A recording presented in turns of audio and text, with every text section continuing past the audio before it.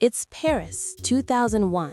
The room is silent except for the sound of heels slicing through the still air.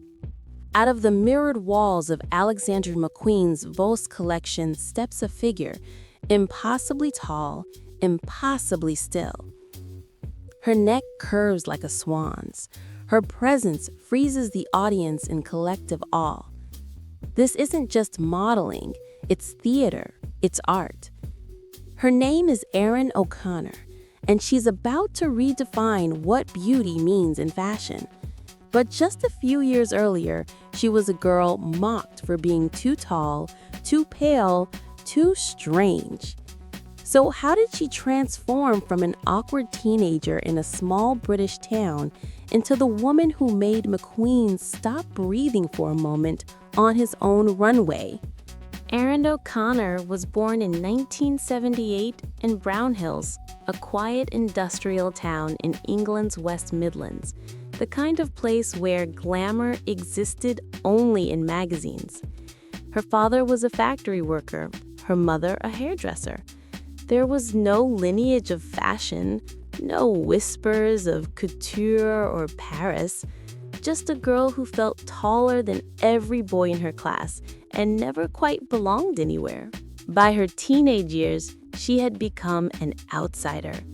6 feet tall, with porcelain skin and sharp features that didn't fit the idea of pretty.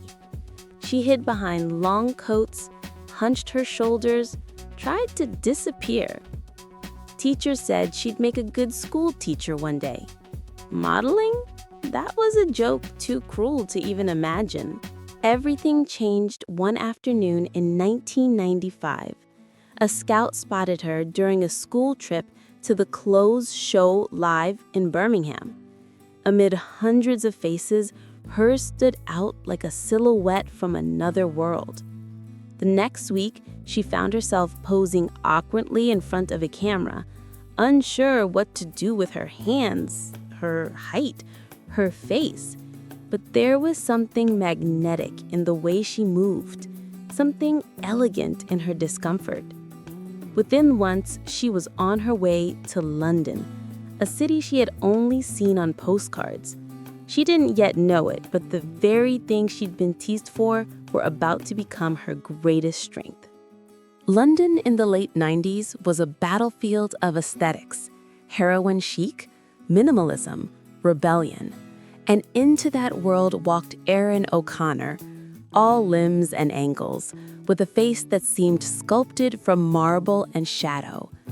At first, designers didn't know what to do with her. She didn't look like anyone else. But that was exactly what would make her unforgettable. Her breakthrough came when the legendary photographer Nick Knight captured her for ID magazine, a haunting portrait that turned her supposed awkwardness into art. Then came Alexander McQueen, who saw in Erin not a model, but a mirror of his own contradictions, fragility and defiance, beauty and danger. On his runway, she became something otherworldly, an apparition moving through light and fear.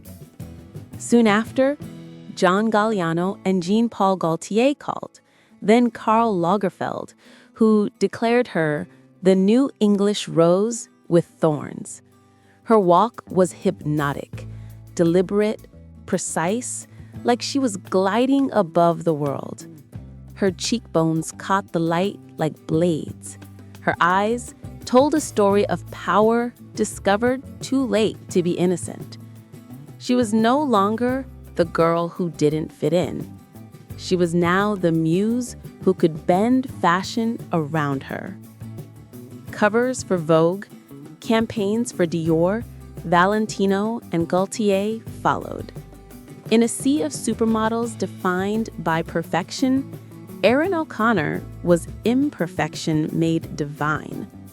Her body, which was once a source of ridicule, became the visual language of a new era, where fashion embraced intellect, emotion, and danger.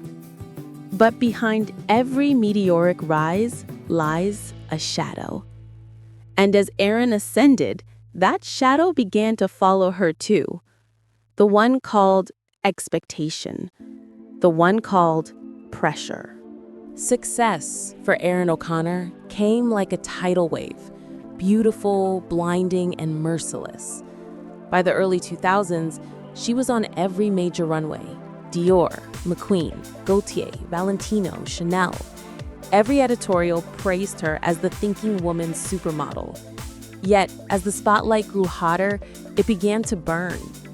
In a world obsessed with image, Erin's difference, once celebrated, became a source of scrutiny. Magazines dissected her body.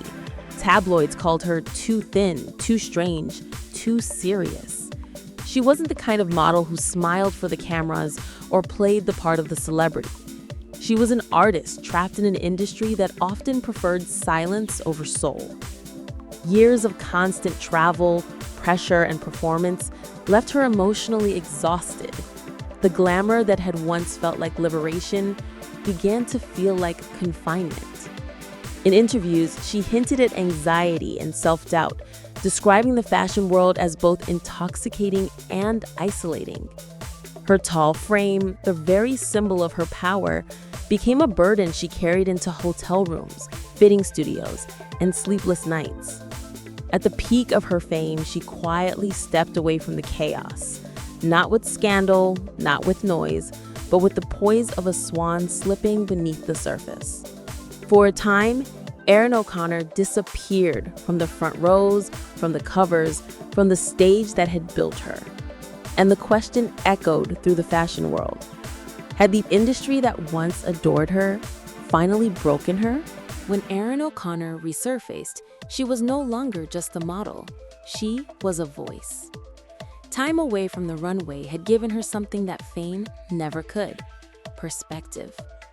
She began to speak openly about the realities behind the glamour, the pressure, the mental strain, the silent cost of being a muse.